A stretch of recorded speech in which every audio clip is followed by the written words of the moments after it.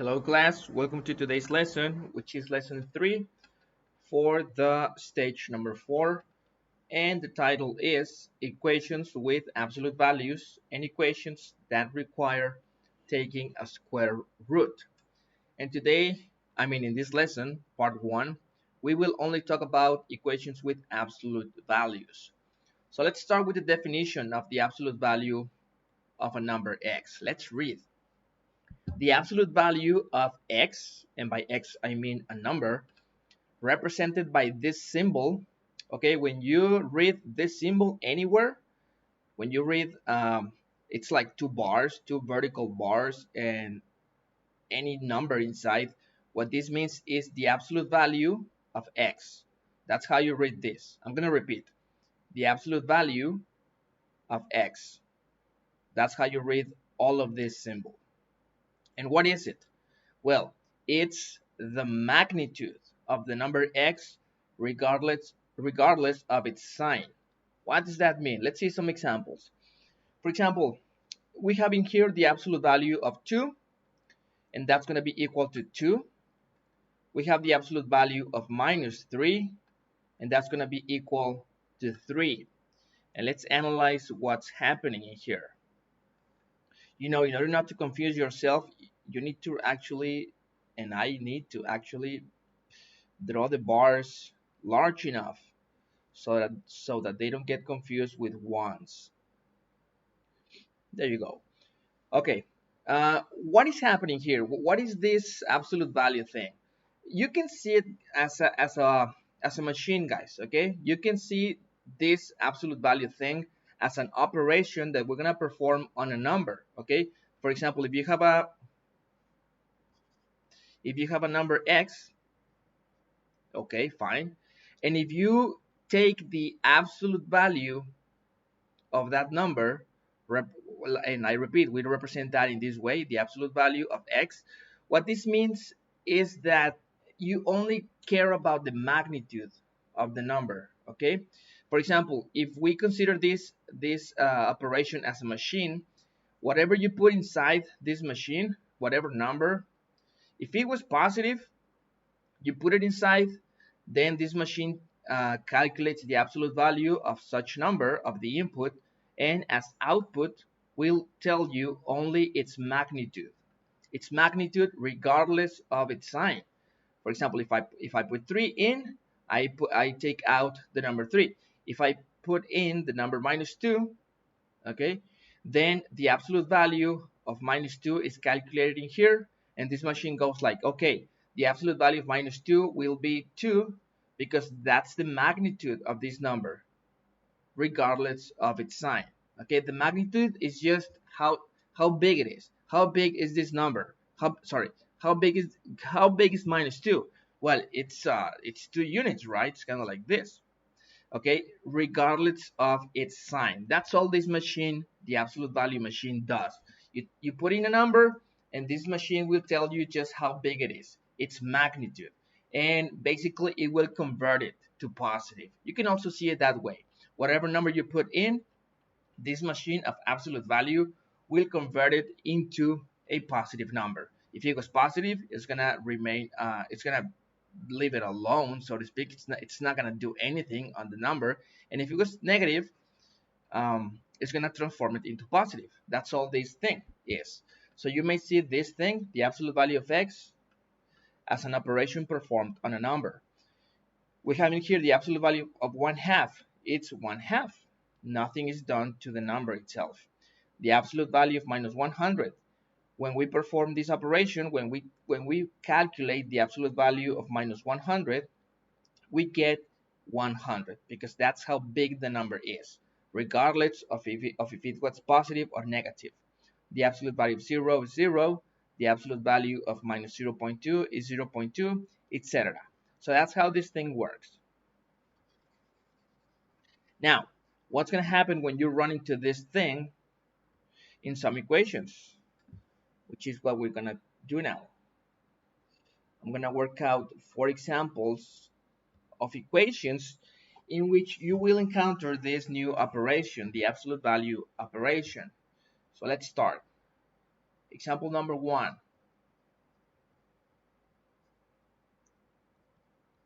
you have this. The absolute value of x minus 3 equals 4. How do we solve this equation? How do we solve it? Okay, let's see. Remember, you need to understand what the absolute value does.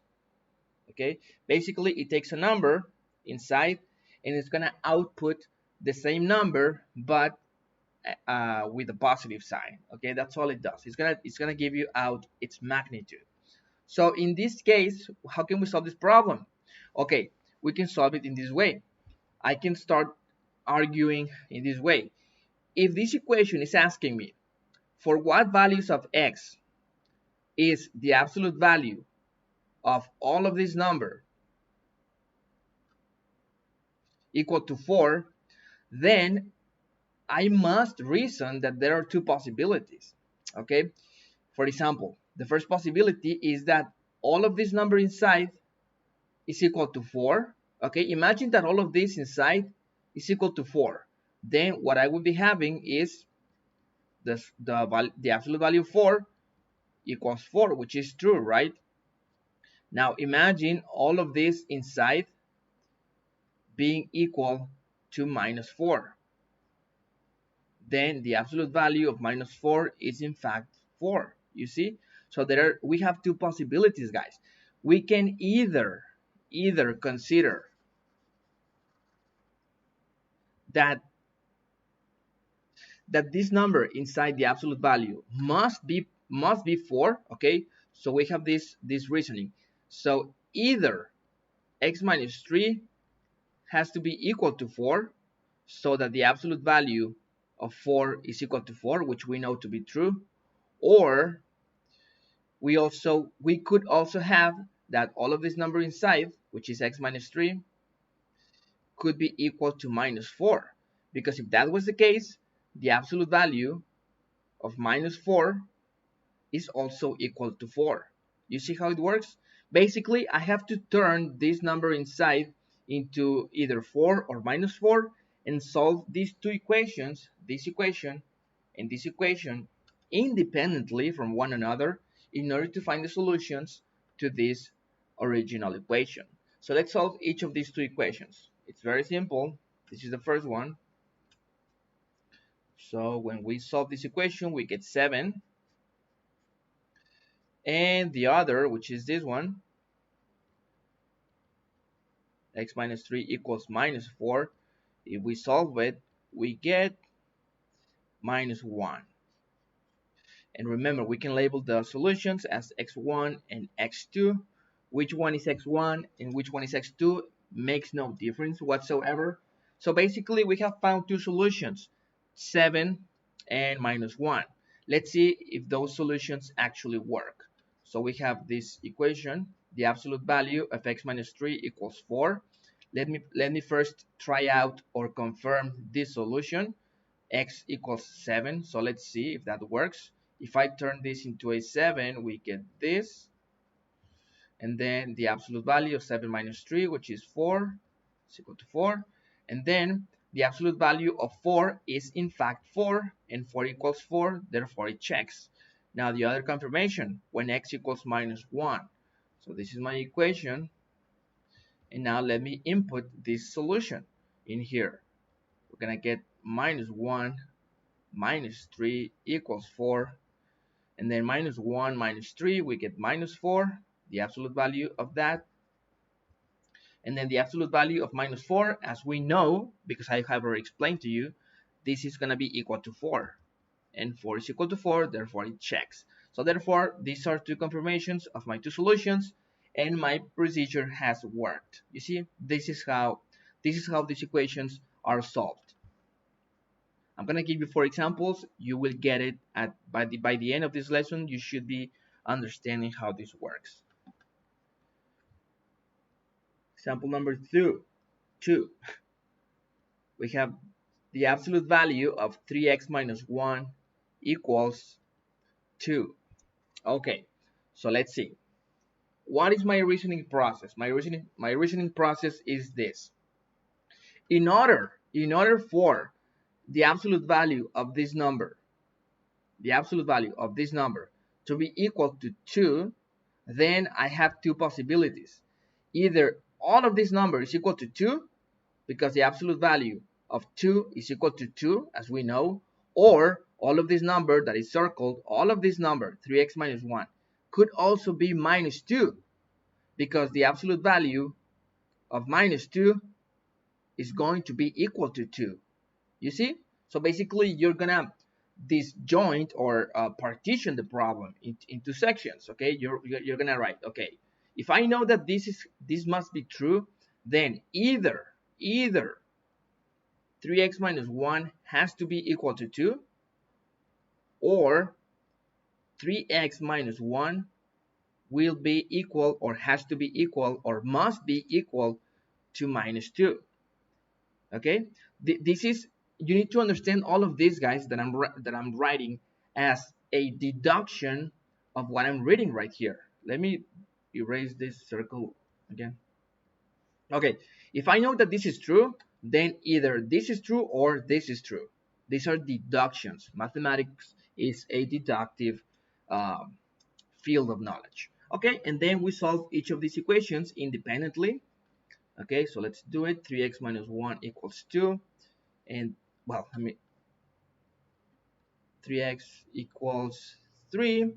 And therefore, x equals 1. This is my first solution. And then the other equation, which is this,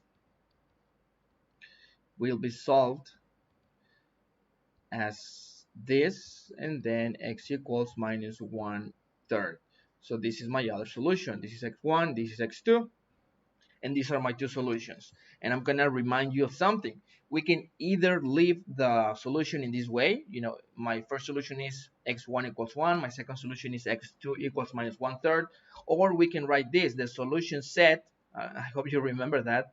The solution set, el conjunto de soluciones, is we open up the parentheses, the braces, and then, which is the box, you know, in which you're going to place your solutions. And we have 1 and minus 1/3. It's kind of, the solution set is kind of like a box in which you put all the solutions. You're going to put in there all the solutions that you have found for your equation. So either way is fine. Either this way is perfect or this other way. Both are perfectly correct and equivalent, completely equivalent ways to say the same thing. So these are my two solutions, and the problem is finished. Third example. Let's look at this. The absolute value of x over 2 minus 1, close the absolute value, minus 3 equals 0. Okay, fine. So now if you look, this one looks a little different from this one, in the sense that in here we have the absolute value of something equals some other number. I repeat, the absolute value of some number equals some other number. And in here we have it a little different. We have the absolute value of this number minus or plus another number equals 0. So it doesn't have the same exact shape as this. So what do? We try to make it look like this. The absolute value of a number equals another number. And in this case, it's quite easy. All you need to do is pass. Remember that that's a bad word, but I'm going to say it. If you understand why it's a bad word, if you say it every now and then, it's no problem. Okay, so you can pass the minus 3 to the other side, or you can bring it to the other side, or more technically speaking, we add 3 in both sides of this equation. We add 3, and this is what happens, which looks pretty much like this. And then we can carry out the same reasoning. If I know that the absolute value of this number is equal to 3, that's because either this value must be 3, or that same value, that same number, all of this number must be minus 3. It's the only two possibilities that you have. Okay, and then once you have arrived at this conclusion, you can solve independently each of these two equations. So let's start.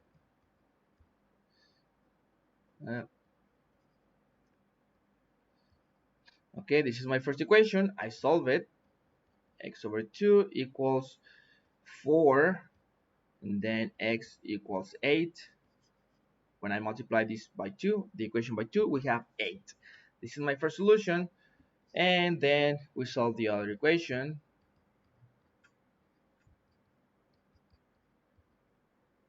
At minus 2.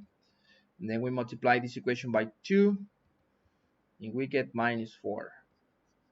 So these are my two solutions, guys. X1 equals 8, x2 equals minus 4, and therefore my solution set is a box in which I'm going to put my solutions, which is 8 and minus 4. So these are my two solutions for this particular equation. If you actually substitute the x for any of these two values, it will check. The equation will be satisfied. And one final example. What about this? The absolute value of 1 minus 2x, close absolute value. This is why I tell you to, you have to be very careful, because look at this. This is the absolute value of 1 minus 2x. But if you're careless and you actually write these bars like very short or something, look at this.